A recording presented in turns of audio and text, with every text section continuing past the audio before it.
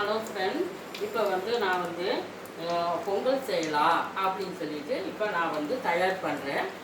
வாங்க வீடியோவில் பார்க்க. ஃபஸ்ட்டு நல்லெண்ணெய் ஊற்றிக்கலாம். அதோட நான் சீரகம் ஒரு ஸ்பூன் சீரகம் எடுத்துக்கிறேன், அதையும் போட்டுக்கலாம். அடுத்தது மிளகு ஒரு அரை ஸ்பூன் மிளகு வச்சுருக்கிறேன், அதையும் போட்டுக்கலாம். அடுத்தது இஞ்சி ஒரு 2 பழம் சின்னதாக வச்சுக்கிறேன்.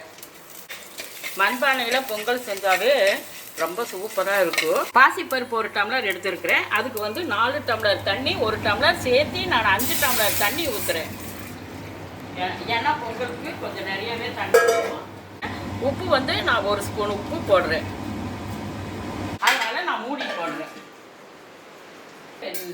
தண்ணி கொதிச்சிருச்சா அப்படின்னு சொல்லிட்டு நம்ம இப்போ பார்க்க போகிறோம்.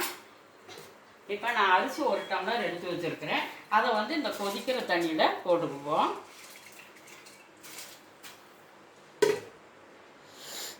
பாசிப்பயிறு 1 டம்ளரு வச்சுக்குவோம்.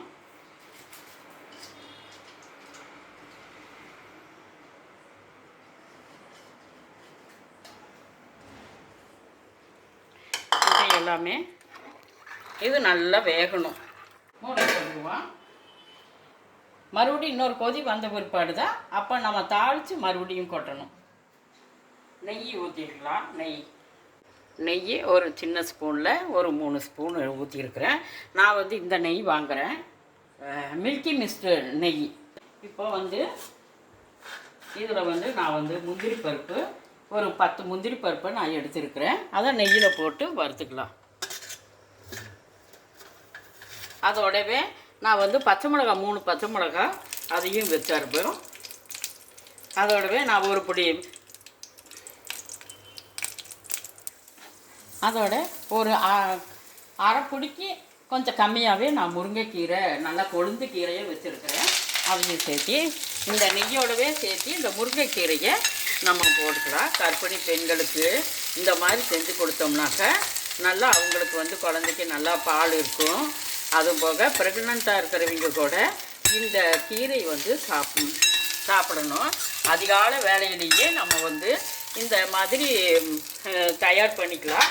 இதை நான் இப்போ இது வெந்துருச்சா அப்படின்னு சொல்லிட்டு நம்ம இதை பார்ப்போம்.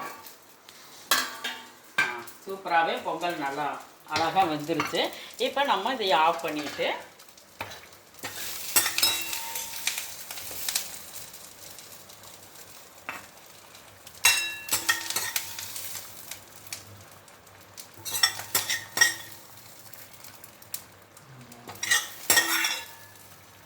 இப்போ ஒரு 5 நிமிஷம் நம்ம இந்த பொங்கலில் எல்லாத்தையும் கலக்கணும்.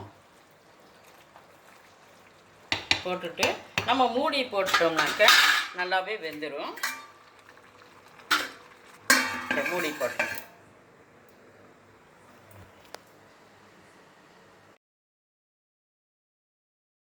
இப்போ சூப்பராக வெந்திருக்குது பொங்கல். இந்த மாதிரி கொலன்னு செய்யணும். இதில் நம்ம முருங்கைக்கீரை டிஃப்ரெண்ட்டாக போட்டதுனால இது கர்ப்பிணி பெண்களுக்கு நல்லது. இப்போ எப்படி இருக்குது அப்படின்னு சொல்லிட்டு நம்ம பார்ப்போம்.